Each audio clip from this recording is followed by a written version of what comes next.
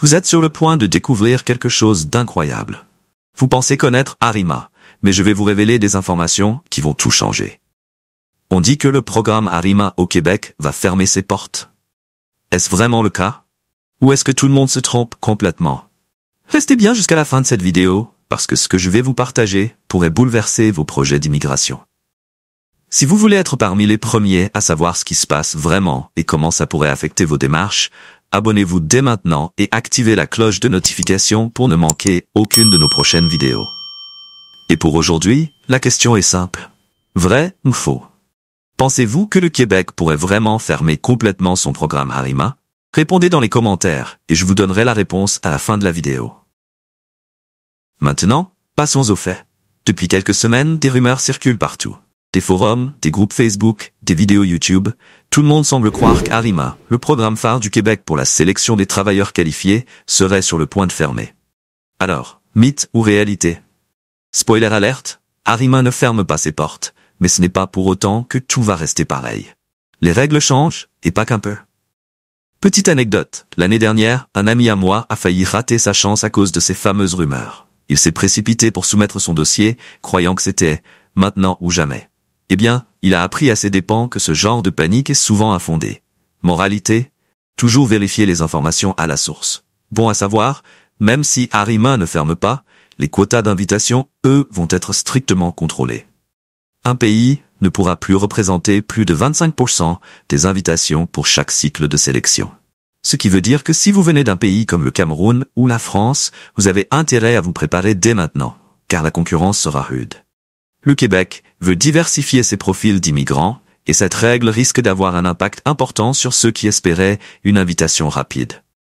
Ce qui change véritablement, c'est que le gouvernement du Québec cherche à mieux encadrer l'immigration temporaire et à rééquilibrer le marché du travail. Il y aura moins de permis de travail temporaires et plus de contrôle sur les employeurs qui abusent du système. Par exemple, les entreprises ne pourront plus recruter plus de 10% d'étrangers parmi leurs effectifs, contre 20% auparavant. Ça veut dire quoi?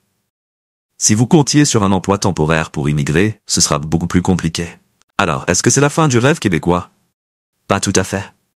Le programme de sélection des travailleurs qualifiés reste votre meilleure option pour obtenir une résidence permanente. D'ailleurs, je le dis tout le temps, si vous remplissez les critères d'admissibilité, foncez. Et si vous ne savez pas encore si vous êtes éligible, je vous recommande de visiter notre site exponentielimmigration.com pour faire une simulation gratuite et vérifier vos chances. Oui, c'est aussi simple que ça. Et pour tous ceux qui s'inquiètent des quotas, il faut relativiser. Ce n'est pas parce que votre pays d'origine atteint le plafond des 25% que c'est la fin de votre dossier. C'est qu'un ajustement pour rendre le processus plus équitable et surtout diversifier les origines des nouveaux arrivants. Québec cherche à équilibrer ses besoins, notamment en comblant des postes dans les régions éloignées et dans des secteurs critiques. Donc, si vous êtes un travailleur qualifié avec un profil recherché, vous avez toujours toutes vos chances. Avant de conclure, rappelez-vous ceci. Ne vous laissez pas emporter par les rumeurs. Prenez le temps de lire les annonces officielles et d'interpréter correctement ce qui est dit. Trop souvent, les informations sont mal comprises et partagées avec exagération. Je vous encourage donc à toujours vérifier à la source, que ce soit directement sur le site du gouvernement du Québec ou avec des consultants expérimentés. Maintenant, la réponse à la question du jour, est-ce que le Québec pourrait vraiment fermer complètement Arima? La réponse est faux. Arima reste ouvert, mais avec des ajustements, notamment sur les quotas et les conditions d'immigration. Alors, soyez prêts, mais ne paniquez pas.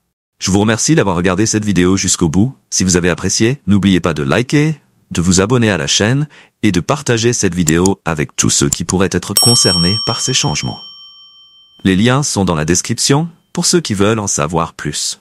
À très bientôt sur Entreprendre et Voyager.